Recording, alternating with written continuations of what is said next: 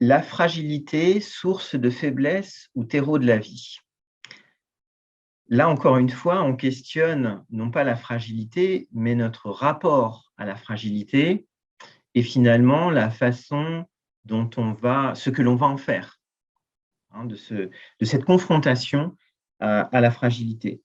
C'est difficile de trancher parce que, en fait, la fragilité est à la fois une très grande violence faite au vivant et surtout à l'humain, donc il y a une conscience aiguë de sa finitude.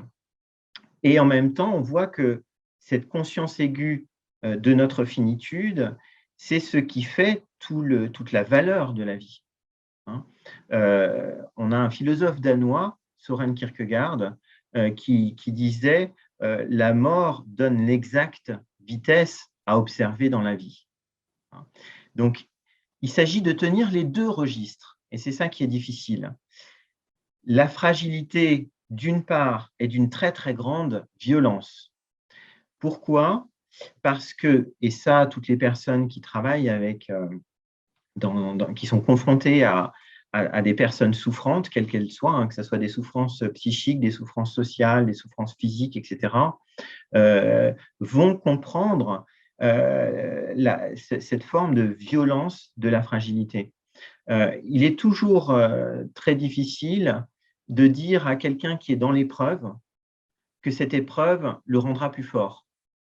Vous voyez cette formule qu'on retrouve souvent, qu'on a souvent tendance à dire à nos proches, à nos amis, aux personnes que l'on rencontre qui souffrent, cette formule nietzschéenne, ce qui ne nous tue pas nous rend plus forts.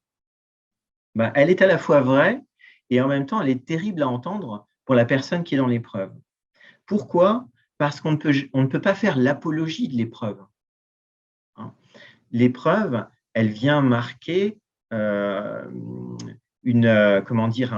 affaissement du sujet, une déconstruction du sujet chez la personne qui subit l'épreuve. Un affaissement du sujet, et c'est d'une très, très grande violence. Il n'y a que ceux qui ne sont pas dans l'épreuve qui peuvent faire l'apologie de l'épreuve. Parce que l'épreuve, c'est cette fêlure au cœur de l'intime qui vient effectivement me puiser au plus profond de ce que la vie peut signifier pour moi.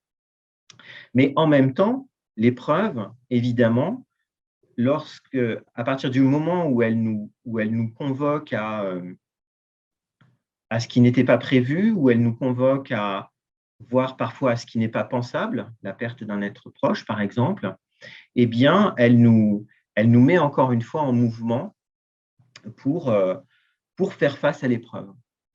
Alors, on a une très mauvaise formule. On dit souvent de l'épreuve qu'il faut la traverser. Or, ce n'est pas tant l'individu qui traverse l'épreuve que l'individu qui est traversé par l'épreuve.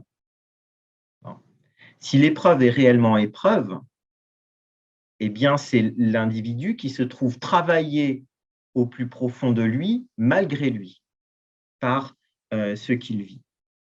C'est pour ça qu'il ne faut ni faire l'apologie de la fragilité ou même de la vulnérabilité, ni en faire l'apologie, ni la stigmatiser, c'est-à-dire ni être dans la volonté d'un homme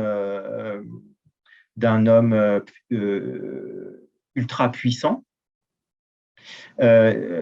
qui réussit à vaincre définitivement toute forme de fragilité, ni être dans cette idée que voilà, la fragilité, c'est une convocation finalement à l'existence. Il y a une autre chose qui va être très importante, c'est que souvent, on a tendance effectivement à voir fragilité et faiblesse comme des synonymes. Or, il faut beaucoup de force pour faire l'épreuve de la fragilité. Il faut beaucoup de force pour faire l'épreuve de la fragilité, donc pour garder pied dans cette épreuve où tous les repères de l'existence s'écroulent. Et il faut bien se rendre compte que le contraire de la fragilité, ça n'est pas la force. C'est pour ça que je dis qu'il faut de la force dans l'épreuve de la fragilité. Le contraire de la fragilité, c'est la solidité. Et donc, justement, faire l'expérience de la fragilité, c'est faire l'expérience de ne plus être solide, d'avoir ces repères qui s'écroulent et de se retrouver exposé au monde sans protection.